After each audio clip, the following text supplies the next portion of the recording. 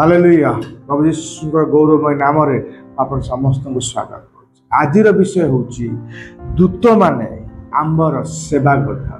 दूत माने आंबर सेवा कर। हालेलुया। जिते आम प्रभु यीशु को जानू विश्वास करूँ से कौन हुए जगतर किसी लोक मैंने आम ठार संपर्क को भांगी था जमती परिवार जमती सांगसाथी जमती समाज आउ से समय प्रभु कहती आम मान दूत बा दूत मान को कहीं जेपरी सी आम सेवा जेपरी आम से सुरक्षा जेपरी सी आम को प्रत्येक प्रकार विपद कौन करेंगे ना रक्षा कर। आज आम जाना दूत कौन करते दूत क्यों माने पाई पाई था। आज आम से विषय जाना यदि एवरी पुस्तक 1 पर्व 14 पद पढ़ा लिखा एमाने समस्ते कौन सेवा करी आत्मा नुहति पुणी पवित्र भावी अधिकारी मानकर सेवा करने को कि सेमाने प्रेरित होना तो लिखा कौन जे ये जो दूत माने ये जो आत्मा माने कौन अटंती सेवा करता। सेवा कहले कौन जहाँ आम मान आवश्यक से विषय को जोगे दबाटा ही सेवा। सुस्थता आवश्यक सुस्थता जोगे दे, खाद्य पदार्थ आवश्यक से खाद्य पदार्थ जोगे देवे, सुरक्षार आवश्यक सुरक्षा आपको जोगे देवे कारण से सेवाकारी आत्मा अटंती बा दूत अटंती। कौ मान को दि जाउची जो माने पवित्रार अधिकारी हेबे अर्थ एबे नुआ नुआ प्रभु को जानू नुआ नुआ प्रभु को विश्वास करचंदी जो माने के एपर्यंत संपूर्ण पवित्र पाई नाहांती पाइया पाई आउ जाउछंती सेई मानु कोन हबो ना ई सेवाकारी दूत माने कोन हेबे ना प्राप्त हेबे आ परमेश्वर पवित्राण को प्राप्त होई कि स्वर्ग को जीवे। हेई पारे आ जगत हमको नीच तुच्छ घृणाकारी दृष्टि देखुची आमको साहाय्य करूनी आमको सेवा दौनी आम सहित ठिया होनी किंतु परमेश्वर को दूत आपन को साहाय्य करिवो आपन सहित ठिया हबो आपन को उपकार करिवो आपन को सुरक्षा देबो कारण दूत माने आम मानकर सेवा करथान। जदि आमे माथी पुस्तक 4 पर्वर 11 पद पढ़िया माथी पुस्तक 4 पर्वर 11 पद अथवा लिखा होची एथिरे शैतान ताहा को छाड़ी चली गला आउ देख दूत माने आसी तांकर सेवा करे। शैतान प्रभु यीशु छाड़ी चली गला कौन करथला शैतान नाडी प्रभु यीशु परीक्षा शैतान नौथला आउ परीक्षा नवा पूर्व प्रभु यीशु 40 दिन राति किसी खाई नथिले। यदि गोटे व्यक्ति 40 दिन राति खाइबने ताले से व्यक्ति रो शरीर ता प्राण ता साथ केबे दबने से दुर्बल हो जिवो आउ एटी एई हेची आ शैतान कोन करची ना प्रभु यीशु परीक्षा करची आ परीक्षा प्रभु यीशु पास होइछे शैतान हारिची लज्जित होइकी जाईची कि उपवास करिबा द्वारा ताको शरीर क्षीण हो जाईची ताको प्राण दुर्बल हो जाईची आउ कोन होची ना दूत माने आसी कोन कहछ ताको सेवा करते अर्थ कोन तांकर सही समय जहाँ आवश्यक तांको देइथि तांको आवश्यक तला खाद्य देइथि ताके आवश्यक तला पानीय देइथि। Hallelujah hallelujah. लेखा दूत माने आसी कोन करछथि ना प्रभु यीशुकर सेवा करछ। जदि आमे प्रभु यीशुक बळी कोनोसी परीक्षा रे जाउछे हालेलुया जेमती परीक्षा प्रभु यीशु परीक्षित होला परे दूत माने आसी सेवा कले सेही बळी आपण मानकर मध्य परीक्षा अंतरे परीक्षा सइला परे प्रभु यीशु दूत मान को पठे कि आपण सेवा करेंगे।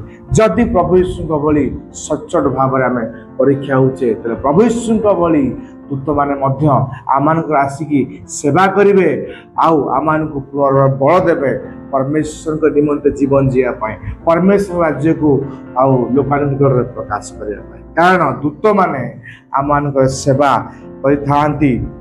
जदि आम आदि पुस्तक 16 पर्वर 7 पदरु नहीं कि 12 पदर शेष पद पढ़ा आदि पुस्तक 16 पर्वर 7 पदरु नहीं कि 12 पदर शेष पर्यंत एटा लेखा होची हागार विषय जे कि आउ अब्राहम स्त्री जे कि सारा तांकर दासी थिले आउ एठी कौन है ना ये दासी हागार अब्राहम को द्वारा ଆଉ ଗର୍ଭବତୀ ହୋଇଛନ୍ତି। ଆଉ ଗର୍ଭବତୀ ସେ ହୋଇଛନ୍ତି ଆଉ ସାରା ଆଉ ହାଗାର ଯିଏକି ଦାସୀ ଥିଲା ବହି ଭିତରେ କ'ଣ ହେଇଛି ନା ପାଟିତୁଣ୍ଡ ହେଇଛି, ଅଶାନ୍ତି ହେଇଛି। ଆଉ ଯାହା ସକାଶେ ହାଗାରକୁ ବାହାର କରି ଦିଆଯାଇଛି। ଆଉ ଯାଉ ଯାଉ କ'ଣ ହେଇଛି ନା ଯେତେବେଳେ ମରୁଭୂମିରେ ନିଛିଡ଼ିଆ ଜାଗାରେ ସେ ପହଞ୍ଚୁଛି ଆଉ ସେଇ ଜାଗାରେ ଦୂତ ତାଙ୍କୁ ଦେଖା ଦେଇଛନ୍ତି। ଦେଖା ଦେଇ କହୁଛନ୍ତି ଯେ ତୁମେ ପୁନର୍ବାର ଆଉ ନିଜର ଆଉ ସ୍ୱାମୀ ପାଖକୁ ଫେରିଯାଅ, ନିଜର ମାଲିକ ପାଖକୁ ଫେରିଯାଅ ଆଉ ସେଇ ଯାଇ ନମ୍ର ଭାବରେ ରୁହ। ଆଉ ମୁଁ ତୁମଠାରୁ ଏକ ସନ୍ତାନକୁ ଉତ୍ପନ୍ନ କରିବି, ତା ନାମ ହେବ ଇସ୍ମାଏଲ। ଆଉ ସିଏ ବହୁତ ବଢ଼ିବ। ଆଉ ସିଏ କ'ଣ କରିବ, ନିଜ ବାହୁବଳରେ କ'ଣ ହେବ ନା ଲୋକମାନଙ୍କ ମଧ୍ୟରେ ରହିବ। ଏଠି ଦୂତ କ'ଣ କରୁଛନ୍ତି, ଗୋଟେ ସ୍ତ୍ରୀ ଲୋକକୁ ଆଉ ବାଟ ବତାଉଛନ୍ତି କ'ଣ କରିବା କଥା କ'ଣ ନ କରିବା କଥା।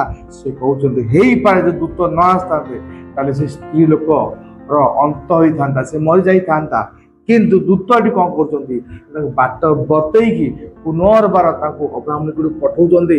ଆଉ ଯଦି ପରବର୍ତ୍ତୀ ଅବସ୍ଥା ଦେଖିବେ ଆଉ ତାଙ୍କର ଇସ୍ମାଇଲ ଜନ୍ମ ହେଉଛନ୍ତି। ଆଉ ସେ ଏକ ମହାଗୋଷ୍ଠୀ ହେଉଛନ୍ତି। ଆଉ ତାର ବାହୁ ଭୁଜା ବଳରେ ସେ ଜଗତରେ ବାସ କରୁଛନ୍ତି। ହାଲେଲୁୟା। ଦୂତମାନେ ବାଟ ବତାନ୍ତି, ଦୂତମାନେ ସୁରକ୍ଷା ଦିଅନ୍ତି। କ'ଣ କଲେ ଠିକ ହେବ, କ'ଣ କଲେ ଆମ ପାଇଁ ଉତ୍ତମ, ଦୂତମାନେ ଆଉ ଆମମାନଙ୍କୁ ବା ପରମେଶ୍ୱର ଲୋକମାନଙ୍କୁ ବତାନ୍ତି। ଯଦି ଆପଣ ପରମେଶ୍ୱରଙ୍କ ଲୋକ ପ୍ରଭୁ ଯୀଶୁଙ୍କୁ ବିଶ୍ୱାସ କରୁଛନ୍ତି ତାହେଲେ ହାଗାରକୁ ଯେପରି ପରମେଶ୍ୱରଙ୍କ ଦୂତ ବାଟ ବତେଇଲେ ସେହିପରି ଆପଣଙ୍କୁ ମଧ୍ୟ ପରମେଶ୍ୱର ଦୂତ ବାଟ ବତେଇବେ। କ'ଣ ଉତ୍ତମ ତାହା କରିବା ପାଇଁ ଆପଣଙ୍କୁ ସେ ପ୍ରେରଣା ଦେବେ। ହାଲେଲୁୟା। ବର୍ତ୍ତମାନ ଆମେ ଜାଣିବା ଯେ କୋଉମାନେ ପ୍ରକୃତରେ ଦୂତମାନଙ୍କୁ ପାଇପାରିବେ ବା କୋଉମାନଙ୍କର ଆଉ ଦୂତମାନେ ସେବା କରିବେ। ଯଦି ଆମେ ଗୀତ ସଂହିତା 91 ପର୍ବର 1 ପଦ ପଢିବା, ଗୀତ ସଂହିତା 91 ପର୍ବର 1 ପଦ ଲେଖାଯାଉଛି, ଯେଉଁ ଜନ ସର୍ବପରିସ୍ଥିତିଙ୍କ ଆବୃତ ସ୍ଥାନରେ ବାସ କରେ ସେ ସର୍ବ ଶକ୍ତିମାନଙ୍କ ଛାୟା ତଳେ ବସ। ତ ପ୍ରଥମ ବିଷୟ ହେଉଛି ଏଇଆ, କୋଉମାନେ ଦୂତକୁ ପାଇବେ ବା କୋଉମାନଙ୍କ ଜୀବନରେ ଦୂତମାନେ ଆସିକି ସେବା କରିବେ, ଯେଉଁମାନେ ସର୍ବପରିଚିତ ଈଶ୍ୱରଙ୍କ ଛାୟା ତଳେ ବାସ କରନ୍ତି। ହାଲେଲୁୟା। ଏହାର ଅର୍ଥ କ'ଣ? ସର୍ବପରିଚିତ କିଏ? ପରମେଶ୍ୱର ପ୍ରଭୁ ଯୀଶୁ, ଯିଏକି ସମସ୍ତଙ୍କ ଉପରେ ବାସ କରନ୍ତି। ଯଦି ଆମେ କ'ଣ କରୁଛେ, ତାଙ୍କ ଛାୟା ତଳେ ବସୁଛେ, ଅର୍ଥ ମୋର ସମ୍ପର୍କ ଦୁନିଆ ସହିତ ନାହିଁ, ମୋର ସମ୍ପର୍କ କେବଳ ଈଶ୍ୱରଙ୍କ ସହିତ, ପ୍ରଭୁ ଯୀଶୁଙ୍କ ସହିତ, ପବିତ୍ର ଆତ୍ମାଙ୍କ ସହିତ ଯଦି ଅଛି, କେବଳ ତାହାଙ୍କ ସହିତ ମୋର ସମ୍ପର୍କ, ଜଗତରେ ନାହିଁ, କେବଳ ତାହାଙ୍କ ସହିତ ଯଦି ମୋର ସମ୍ପର୍କ ଅଛି, ଅର୍ଥ ମୁଁ ପ୍ରାର୍ଥନା କରୁଛି, ମୁଁ ବାଇବେଲ ପଢୁଛି, ମୁଁ ଆରାଧନା କରୁଛି, ମୁଁ ଉପବାସ ରହୁଛି ପ୍ରତ୍ୟେକ ଦିନ, ତାହାଙ୍କ ସହିତ ମୋର ସମ୍ପର୍କ ଅଛି, ତାହାଙ୍କ ଛାୟା ତଳେ ମୁଁ କ'ଣ କରୁଛି, ବସତି କରୁଛି। ଯଦି କରିବି, ଲେଖା ହଉଛି ଶକ୍ତିମାନଙ୍କ ସର୍ବଶକ୍ତିମାନଙ୍କ ଛାୟା ତଳେ କ'ଣ ହବି ନା ମୁଁ ବସତି କରିବି। ଯିଏ ସର୍ବପରିଚିତଙ୍କ ଆବୃତ ସ୍ଥାନରେ ବାସ କରିବ, ସିଏ ସର୍ବପରିଚିତ ସମସ୍ତଙ୍କ ଉପରେ ସିଏ ବାସ କରୁଛି। ତାଙ୍କ ଆବୃତ ସ୍ଥାନରେ ତାଙ୍କ ଶରଣ ଯଦି ମୁଁ ବାସ କରୁଛି ତାହେଲେ ତାଙ୍କ ଛାୟା ତଳେ ନିହାତି କ'ଣ ହବ ନା ମୁଁ ବସତି କରିବି। ଅର୍ଥ ସେଇମାନେ ଦୂତକୁ ପାଇପାରେ ଯେଉଁମାନେ ପରମେଶ୍ୱରଙ୍କ ସହିତ ସମ୍ପର୍କକୁ ଆଉ ନିବିଡ଼ ଭାବରେ କ'ଣ କରୁଛନ୍ତି ନା ସ୍ଥାପନ କରୁଛନ୍ତି। ସେ ପ୍ରତ୍ୟେକ ସମୟ ପ୍ରତ୍ୟେକ ମୁହୂର୍ତ୍ତରେ ପରମେଶ୍ୱରଙ୍କ ସହିତ ହିଁ ବାସ କରୁଛନ୍ତି, ସେଇମାନେ ଦୂତ ପାଇବେ। କାହିଁକି ନା ଏହି ପର୍ବର 91 ପର୍ବର ତଳକୁ ପଢ଼ିବେ ଆପଣ ଜାଣିପାରିବେ। ଲେଖା ହେଉଛି ଗୀତ ସଂହିତା 91 ପର୍ବର 11 ପଦ ଆଉ 12 ପଦ ଲେଖା ହେଉଛି, କାରଣ ସେ ତୁମ୍ଭର ସବୁ ଗତିରେ ତୁମକୁ ରକ୍ଷା କରିବା ପାଇଁ ଆପଣ ଦୂତମାନଙ୍କୁ ତୁମ ବିଷୟରେ ଆଜ୍ଞା ଦେବେ।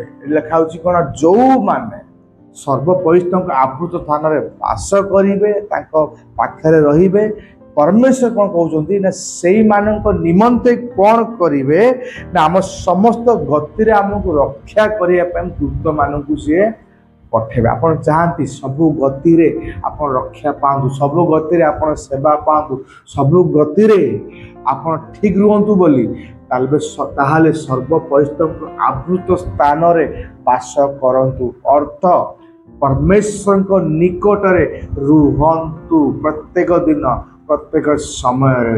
ଯଦି ଆପଣ ରହୁଛନ୍ତି ତାହେଲେ ପରମେଶ୍ୱର ତାଙ୍କ ଦୂତଙ୍କୁ ପଠେଇକି ଆପଣଙ୍କୁ ସିଏ ରକ୍ଷା କରିବେ। ତାପରେ ଲେଖା ହେଉଛି,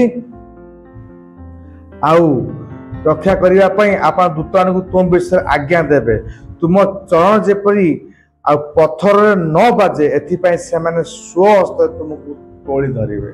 हालेलुया। कौन करिवे ना से रक्षा करने पठेबे आ दूत मैंने आसी कौन कर आमको तोली धरिबे जेपरी कौन प्रकार बाधा विघ्न द्वारा जेपरी आमे क्षति प्राप्त बा आघात प्राप्त न हवा। हालेलुया।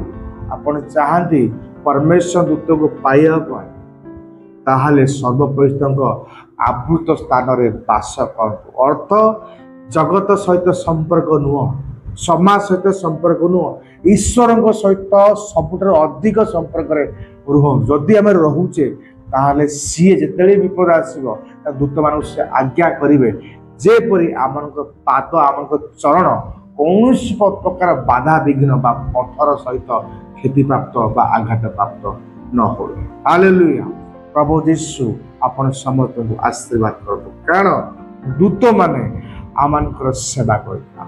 आसुनी प्रार्थना करता। प्रभु यीशु मु धन्यवाद दिए कारण दूत माने तुम देच आमनकर सेवा जिते लोग वाक्य शुणुंट बल दियो तुम आवृत स्थान बास।